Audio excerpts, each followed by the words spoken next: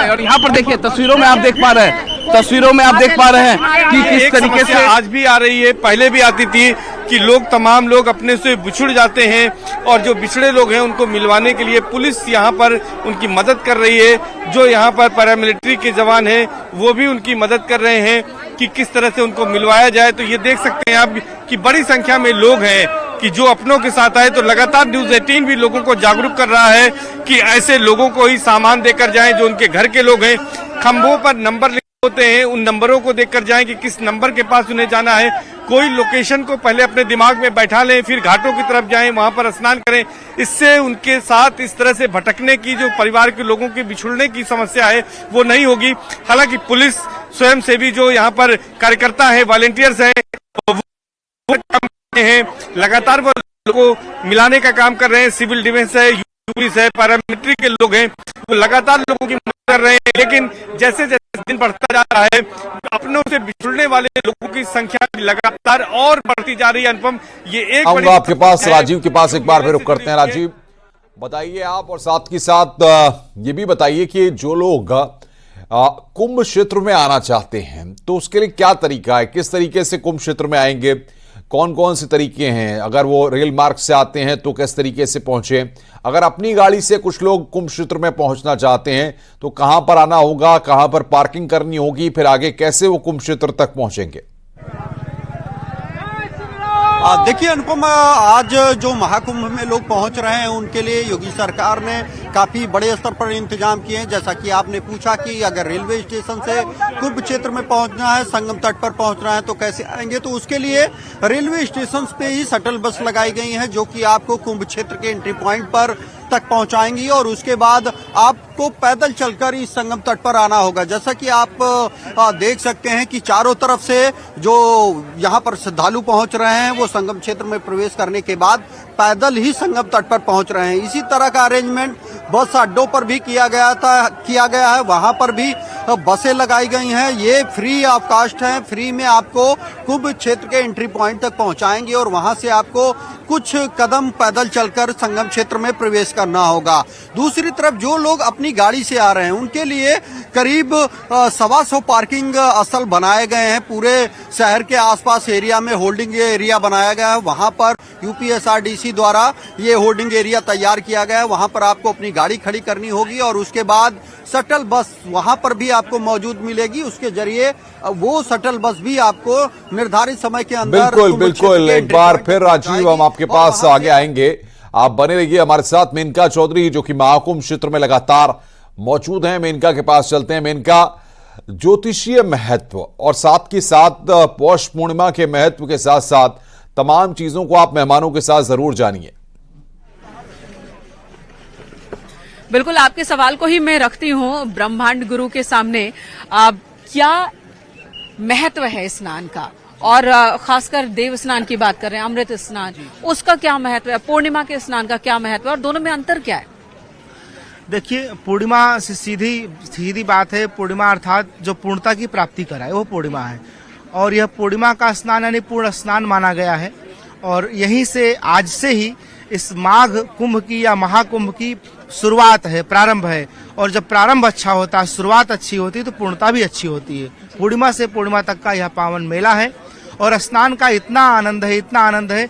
स्नान करने के बाद, स्नान का स्पर्श, जल का स्पर्श करने के बाद ही हम किसी उत्तम कार्य के लिए अर्थात भगवत प्राप्ति के लिए उपस्थित हो जाते हैं, भगवान की प्राप्ति के लिए हम तैयार हो जाते हैं। और ये 5 स्नान है क्यों? जो अमृत स्नान की बात हो रही है, इसको किस तरह से निर्धारित किया जाता है? क्या हर बार 5 ही होता है या कम ज्यादा भी है? नहीं, हमारे जो इस महाकुंभ के मुख्य स्नान है वो पौष पूर्णिमा, मकर संक्रांति, मौनी अमावस्या, बसंत पंचमी और माघी पूर्णिमा, ये प्रमुख हमारे स्नान हैं। वैसे यहाँ एक एक दिन पूर्णत्व को प्राप्त होता है।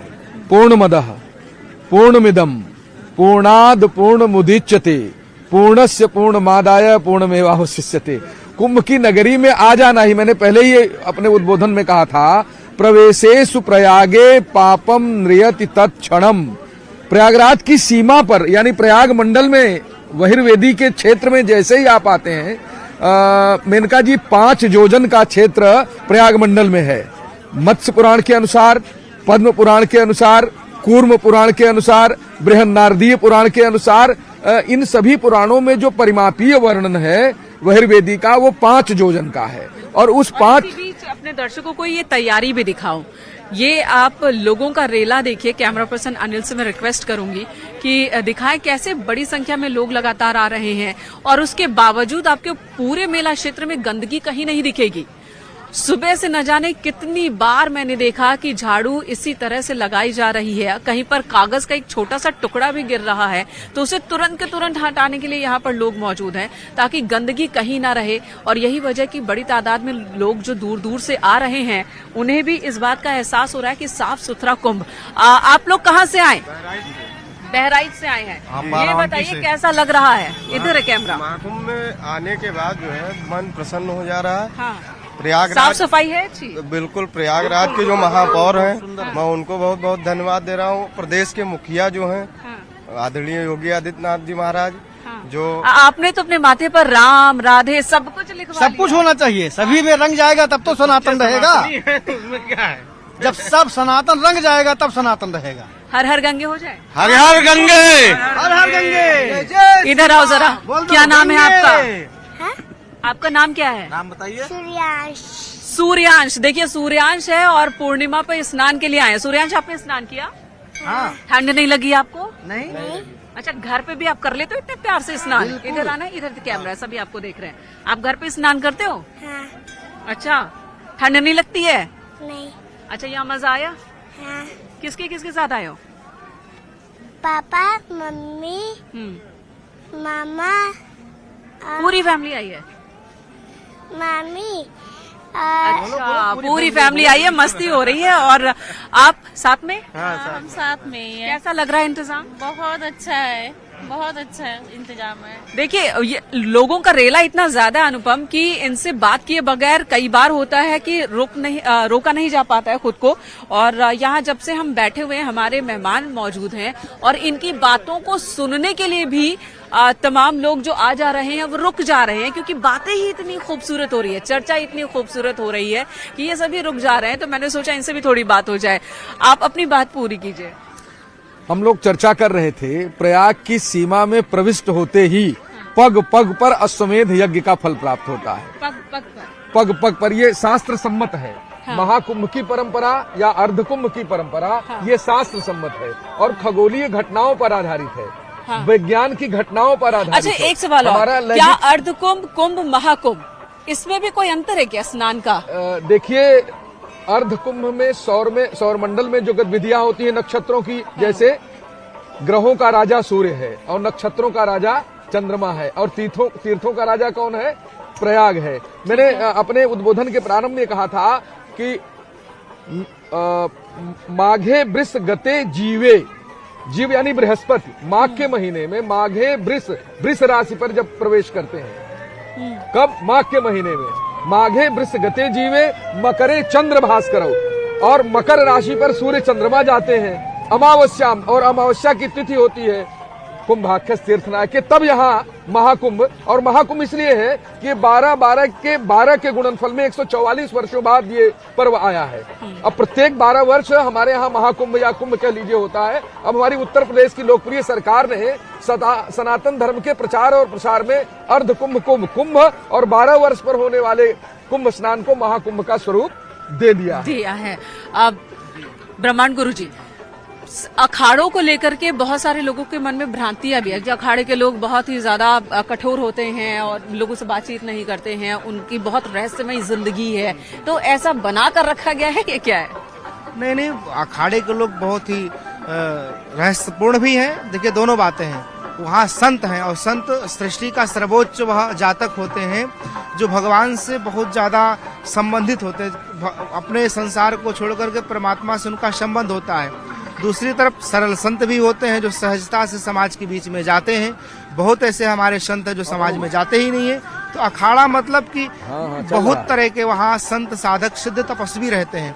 और अखाड़ा चूंकि भगवत प्रदत्त है, परमात्मा की अगर कोई विशेष परंपरा है तो अखाड़ा है, क्योंकि अखाड़े में देव पूजन कभी बाधित नहीं हुआ।